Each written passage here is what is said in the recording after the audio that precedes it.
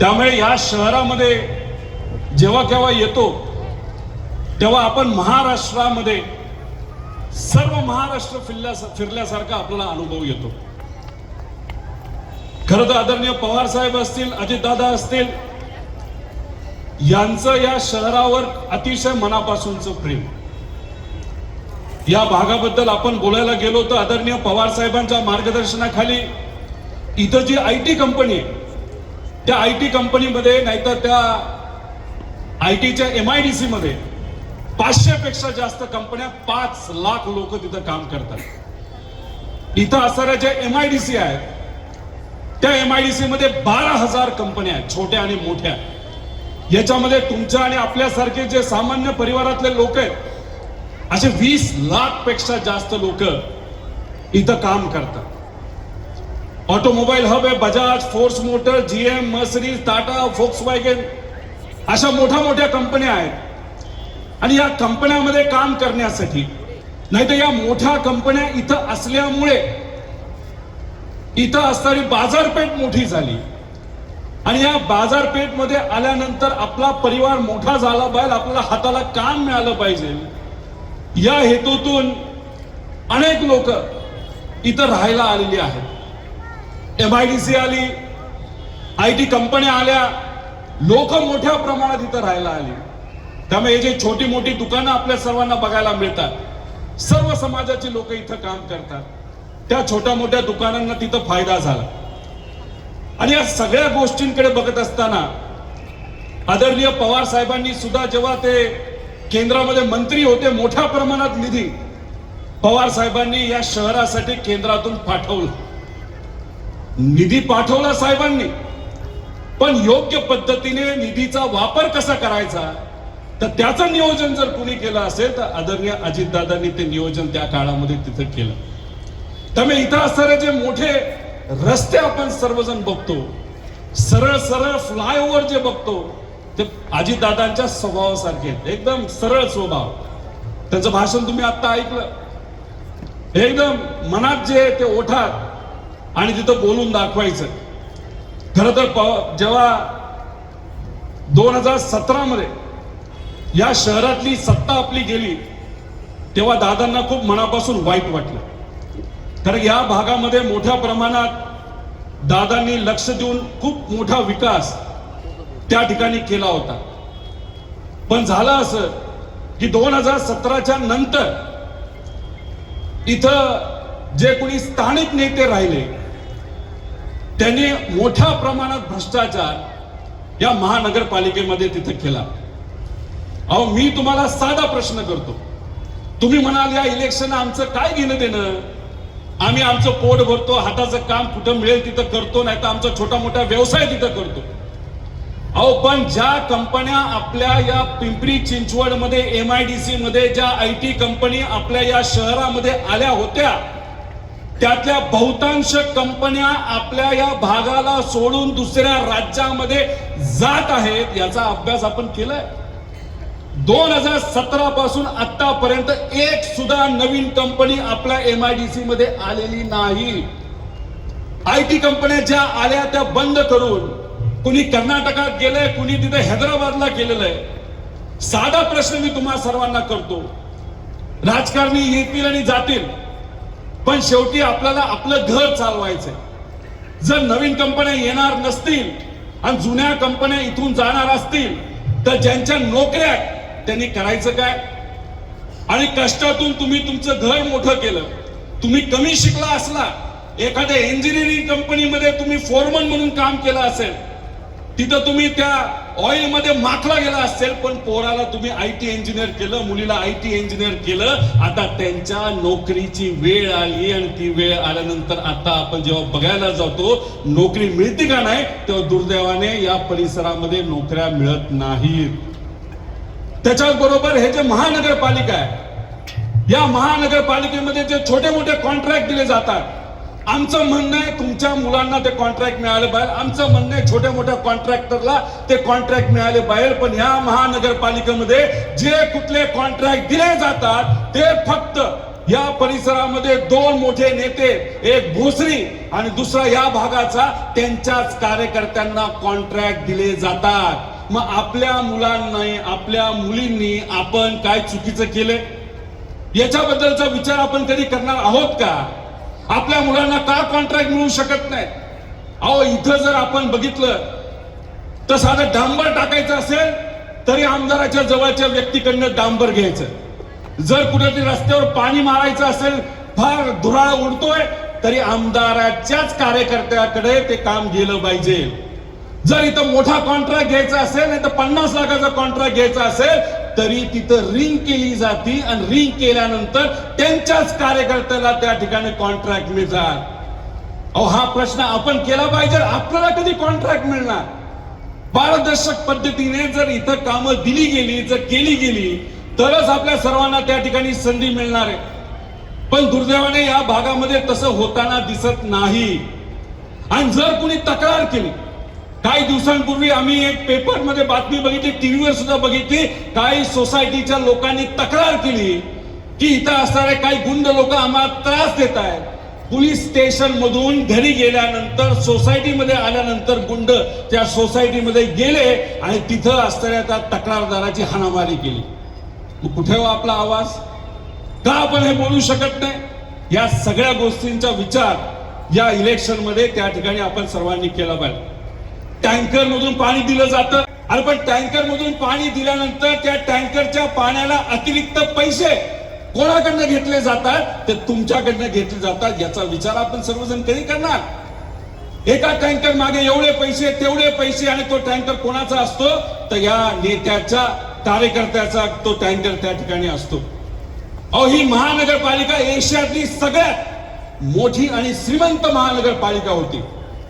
2015ला जेव्हा दादांच्या मार्गदर्शनाखाली, पवार साहेबांच्या मार्गदर्शनाखाली इथं जी आपली सत्ता होती, ती जेव्हा सत्ता गेली तेव्हा 6,500 कोटी रुपयाच्या ठेवी आपल्या महानगरपालिकेमध्ये होत्या। आणि त्यानंतर आतापर्यंत आपण बघितलं 25 पर्यंत या ठेवी 4,500 कोटीवर आलेल्या आहेत। म्हणजे 2,000 कोटी गायब झाले। अहो, गेले कुठं? खरं तर आपण जर बघितलं 2013ला जेव्हा आपली सत्ता इथं आली होती, 2013 पासून 2015 ते 16 पर्यंत 1,000 कोटीच्या ठेवी ह्या 6,500 कोटीवर आपण त्या ठिकाणी घेऊन गेलो होतो। तर आता आपण जर बघितलं तर तोच ग्रोथ रेट बघितला तर आता 10,000 कोटीच्या ठेवी या महानगरपालिकेच्या व्हायला पाहिजे होत्या, पण तसं न होता 2,000 कोटीनी ठेवी आपल्या कमी झाल्या। आपल्या काळामध्ये 50 कोटीपेक्षा जास्त इथं लोन घेतलं गेलं नव्हतं। आज 750 कोटीला लोन घेतलंय आणि आता जर बजेट बघितलं त्याच्यामध्ये अतिरिक्त 750 कोटी रुपये ते घेणार। तुम्ही म्हणणार या एफडीचं, या लोनचं आम्हाला काय घेणं देणं? अहो, जर एफडी मोठ्या प्रमाणात असल्या असत्या तर तुमच्याकडे पाणीपट्टी घेतली नसती। अहो, एफडी मोठ्या प्रमाणात त्यांनी जर केले असते तर घरपट्टी तुमच्याकडनं कदाचित कमी लेवलला घेतली असती।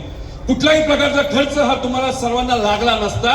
पण तो आज का लावला जातो, का पैसे घेतले जातात? कारण का यांची जी काय नियोजन आहे याच्यामध्ये फक्त त्यांना काय करायचे, स्वतःचे खिशे भरायचे, त्यांचं तुमचं घेणं देणं त्याला कुठेच नाही। अहो, कुत्र्याच्या बाबतीत अजितदादांनी सांगितलं, अहो कोविडच्या काळामध्ये चुना लावायचा तर कशाला लावायचा, तर कुत्र्याच्या नावावर सुद्धा यांनी चुना लावला। 71 लाख रुपये कोविडच्या काळामध्ये यांनी पैसे काढले। आणि कोविडच्या काळानंतर आतापर्यंत 5 वर्षांमध्ये आपण जर बघितलं 7.5 कोटी रुपये कुत्र्याच्या नावावर, नसबंदीच्या नावावर त्या ठिकाणी यांनी पैसा काढला। म्हणजे वेळासारखा बेमाप पैसा हे लोक त्या ठिकाणी दुर्दैवाने काढतात। दादांनी सांगितलं की 50 हजाराचा एक टीव्ही, एज्युकेशनच्या नावावर, शिक्षणाच्या नावावर 1.5 लाख रुपयाला त्यांनी घेतला, त्याच्यामध्ये कोटी रुपये काढले। अहो, खूप मोठ्या प्रमाणात भ्रष्टाचार या लोकांनी या ठिकाणी केलाय। अहो, ह्या सगळ्या गोष्टी बघितल्यानंतर मला एक पिक्चर आठवतो। तुम्ही कधी बघितला KGF नावाचा पिक्चर बघितलाय का? लय भारी पिक्चर आहे, बघायला लय भारी। त्यामध्ये गरुडा नावाचा एक माणूस आहे, गरुडा बघितलाय? केस बीस असे लांब। अहो, या भागामध्ये 2 गरुड आहेत, एक दाढीवाला गरुडा आणि एक बिना दाढीवाला गरुडा। हे काय करतात? जसं KGF मध्ये खाणीतलं सोनं काढायचं असेल त्याचीच माणसं, सोनं विकायचं असेल त्याचीच माणसं लावायची असतील तरी त्यांचीच माणसं. म्हणजे त्यांचं जग असल्यासारखं. केजीएफ मध्ये हा गरुडा वागायचा, इथं हे दोन गरुडा, एक दाढीवाला बिना दाढीवाला, अशाच पद्धतीने महानगरपालिकेचा स्वतःची मालमत्ता आहे असं त्या ठिकाणी तो समजतो. आणि ह्याच्यामधून छोट्या कॉन्ट्रॅक्टर पासून तर मोठ्या कॉन्ट्रॅक्ट पर्यंत ह्या सगळ्या गोष्टींमध्ये या लोकांनी मलिदा खाल्लेला आहे. अहो, या शहरावर हक्क कोणाचा आहे? आम्ही म्हणत नाही तो आमचा हक्क आहे. या शहरावर जर हक्क कोणाचा असेल तो तुमच्या सर्वांचा आहे, सामान्य लोकांचा हक्क या शहरावर आहे. त्यामुळे ही गुंडागर्दी आपल्याला बाजूला करायची. जसं केजीएफ मध्ये आपण जर बघितलं, त्याच्यामध्ये एक रॉकी भाई नावाचा माणूस आला होता. काय केलं त्यांनी? सर्वसामान्य लोकांची बाजू मांडली. गुंडागर्दी असेल तर ती आपल्याला संपवायची, मक्तेदारी असेल तर ती संपवायची. आजच्या या परिस्थितीमध्ये, या महानगरपालिकेच्या इलेक्शन मध्ये रॉकी भाई या भागाचा जर कोण असेल जो सर्वसामान्य लोकांची बाजू घेतो तो म्हणजे आपले अजित दादा. अशी आजची परिस्थिती आहे. हे साम्राज्य आहे ते तुमचं सर्वांचं साम्राज्य आहे. इथं तुमचा सगळ्यांचा अधिकार आहे आणि सर्वसामान्य लोकांची सत्ता या महानगरपालिकेमध्ये आपल्या सर्वांना तिथं आणायची.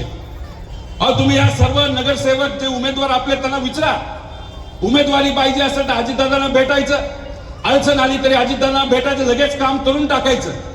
आपण हा जो भाजप पक्ष आज जो सत्तेत होता या महानगरपालिकेमध्ये, इथं कुठेही काय घ्यायचं असेल, साधी उमेदवारी घ्यायची असेल तरी तिथं त्यांना एक प्रक्रिया असते. एकदा ह्यांना भेटायचं, ह्यांना नमस्कार करायचा, मग त्यांना नमस्कार करायचा, मग त्यांना नमस्कार करायचा. आणि मग अशा पद्धतीने हे कार्य इथं होत असताना या दोघांची मक्तेदारी या मोठ्या शहरामध्ये मोठ्या प्रमाणात त्या ठिकाणी वाढली आणि ती मक्तेदारी आपल्याला या इलेक्शन मध्ये तिथं संपवायची आहे. अहो, 2017ला तुम्ही बघा, या भाजपच्या लोकांनी इथं हा जाहीरनामा काढला होता. काय जाहीरनामा होता? सर्वसामान्य लोकांसाठी उत्तम आरोग्य सुविधा, 3 लाखापर्यंत आरोग्य विमा काढणार. काढला का? तुमचा काढला का त्यांनी? त्यानंतर शहरात वायफाय सुविधा त्यांनी दिले का? वायफाय फुकट दिली का सुविधा तुम्हाला? त्याच्याच बरोबर इस्रायल देशाच्या धर्तीवर शाळा उभारणार. झाली का एकतरी शाळा आपली अशी? त्यानंतर यांनी काय बोललं होतं? ई शासन प्रणालीमध्ये विस्तार करणार, मिळकतीवर कॉर्पोरेट काहीतरी काय लिहिलं त्यांनाच माहिती.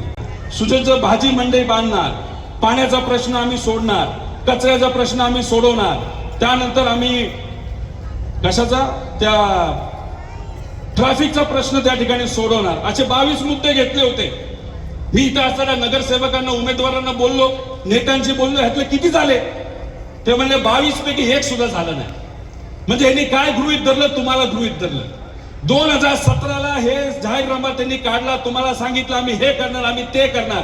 ह्यातलं एक सुद्धा गोष्ट त्यांनी केली नाही. फक्त काय केलं असेल तर भ्रष्टाचार मोठ्या प्रमाणात त्यांनी त्या ठिकाणी केला.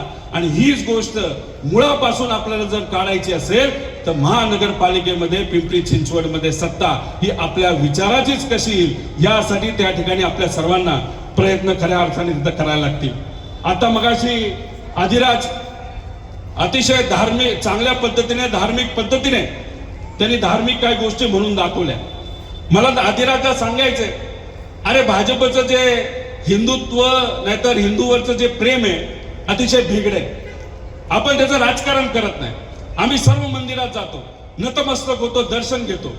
अहो, राम मंदिराला, प्रभू रामचंद्र मंदिराला पण मी त्या ठिकाणी उत्तर प्रदेशमध्ये जाऊन आलो, पण त्याचं भपकेबाजी कधी केली नाही. पण ह्यांचं कसं आहे, पालघरमध्ये सातू हत्याकांड प्रकरणामध्ये जेव्हा महाविकास आघाडीचं सरकार होतं त्यावेळेस ज्या व्यक्तीवर भाजपने त्या ठिकाणी आक्षेप घेतला होता की या माणसाने त्या साधूंना त्या ठिकाणी मारलं, आता गेल्या काही महिन्यांपूर्वी त्याच व्यक्तीला, ज्याच्यावर त्यांनी आक्षेप घेतला होता, त्या व्यक्तीला भाजपमध्ये घेण्याचा प्रयत्न त्यांनी केला. आम्ही त्याचा विरोध केला, तुम्ही त्याचा विरोध केला, त्या भागातून विरोध झाला म्हणून भाजप कुठेतरी घाबरलं. पण ते घाबरलं असलं तरी गेल्या महिन्यामध्ये भाजपचा आमदार त्या व्यक्तीच्या कार्यक्रमाला गेला होता. अहो, नाशिकमध्ये अतिशय महत्वपूर्ण आणि पवित्र गोष्ट होणार आहे. तिथं मोठं धार्मिक कार्यक्रम आणि धार्मिक एक वर्ष आपण साजरं करणार आहे. अहो, तिथे सुद्धा जर कॉन्ट्रॅक्ट आपण बघितले, त्या कॉन्ट्रॅक्ट मध्ये 20% मलिदा तिथे असलेल्या भाजपच्या नेत्यांनी खाल्लेला आहे. त्याच्यामध्ये सुद्धा त्यांनी पैसा काढलेला आहे. ते जे वृक्षाचं प्रकरण तुम्ही सर्वांनी ऐकलं असेल, एका प्रायव्हेट कंपनीने 33 वर्षासाठी तो जो भाग आहे अतिशय पवित्र तो विकसित करण्यासाठी दिलाय, डेव्हलपमेंटसाठी. का? तिथं रिसॉर्ट काढता येईल, बरंच काय आपल्याला करता येईल. त्यामुळे हे जे काय दाखवतात ना, हे वेगळं प्रेम आहे. अहो तिथं पलीकडे जो आपला गरुडा आहे, दाढीवाला गरुडा, अहो अधिवेशनामध्ये छत्रपती शिवाजी महाराजांचं नाव ते घेतात. आपल्या सगळ्यांना तो हक्क आहे. अहो तुम्ही छत्रपती शिवाजी महाराजांचं नाव घेता खरं, पण छत्रपती संभाजी राजांच्या स्मारकामध्ये तुम्ही मलिदा खाता, त्या बाबतीत तुम्हाला अति लाज वाटत नाही. हे असं वेगळं प्रेम, वेगळ्या पद्धतीने या सगळ्या गोष्टी मानणारी ही लोक आहेत. म्हणून तुम्हाला सांगतो, खरं काय हे तुम्ही समजून घ्या. आपल्याला काय पाहिजे? आपल्याला शांतता पाहिजे, आपल्याला गुंडागर्दी नको, आपल्याला व्यवसाय पाहिजे, आपल्या पोरांना नोकऱ्या मिळायला पाहिजे. आपली पोरं तर शिक्षित आहे, 6-6 लाख रुपये बँकेचे भरून आता त्यांनी डिग्र्या तिथे घेतलेल्या आहेत, त्यांना हाताला काम मिळावं, नोकरी मिळावी, एवढीच आपली चांगली अपेक्षा आहे. आपल्या घराच्या महिला जेव्हा रस्त्यावर चालायला जातील, फिरायला जातील, त्या सुखरूप असाव्या, एवढीच आपली सगळ्यांची अपेक्षा आहे. तीच अपेक्षा आपल्याला जर पूर्ण करायची असेल तर इलेक्शन मध्ये आपल्याला आपल्या विचाराच्या पक्षाला, म्हणजे राष्ट्रवादी पक्ष, आता आमचं थोडंसं कन्फ्युजन होत असतं, अजितदादा आणि शरदचंद्र पवार या दोन्ही पक्षाच्या प्रत्येक उमेदवाराला, मित्र पक्षाच्या उमेदवाराला मोठ्या बहुसंख्येने तुम्ही सगळ्यांनी निवडून द्यावं अशी विनंती करतो. आणि जाता जाता एक महत्वाची गोष्ट तुम्हाला सांगतो, हे शहर तुमचा एक मोठा परिवार आहे, एक मोठं कुटुंब आहे.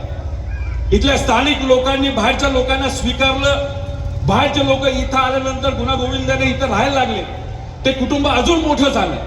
पवार साहेब असतील, दादा असतील, आम्ही सर्वजण आपल्या या शहराकडे कुटुंबासारखंच त्या ठिकाणी बघतो. आणि जर योगायोग आपण बघितला तर या महानगरपालिकेच्या इलेक्शन मध्ये 2 राष्ट्रवादी परिवार या शहराच्या हितासाठी, इथून भ्रष्टाचार उखडून काढण्यासाठी आज या इलेक्शन मध्ये एकत्र येताना आपण सर्वजण बघू शकतो. त्यामुळे याच्या मागे कुठं ना कुठंतरी काय ना काहीतरी चांगलं आहे. आणि हीच गोष्ट आपण मनामध्ये ठेवा. आणि आपलं हे जे मोठं शहर आहे, या शहराचा विकास योग्य पद्धतीने व्हावा यासाठी या 4ही उमेदवाराला आणि तुमचा मित्र परिवार ज्या ज्या प्रभागामध्ये आहे, ज्या ज्या वॉर्डामध्ये आहे, त्या त्या ठिकाणी त्यांना फोन करून तुम्ही तिथं सांगावं की काही झालं तरी सत्ता परिवर्तन या शहरामध्ये ही झालीच पाहिजे. आणि घड्याळ आणि तुतारी आणि मित्र पक्षाचे सर्व चिन्हासमोर बटन दाबून त्याचे उमेदवार इतक्या मोठ्या बहुसंख्येने इथं निवडून आले पाहिजे की भ्रष्टाचार करणाऱ्या लोकांच्या शहराला चपळाक मिळाली पाहिजे. एवढंच या ठिकाणी आपल्या सर्वांना सांगतो. उशीर होऊन सुद्धा एवढ्या मोठ्या संख्येने आपण सर्वजण इथं उपस्थित राहिलात. मोठे नेते बोलून गेल्यानंतर सुद्धा माझे 4 शब्द तुम्ही सर्वांनी ऐकून घेतले, यासाठी मी आपल्या सर्वांचेच आभार व्यक्त करतो. उमेदवारांना शुभेच्छा देतो आणि थांबतो. जय हिंद, जय महाराष्ट्र, जय राष्ट्रवादी. एबीपी माझा, उघडा डोळे बघा नीट.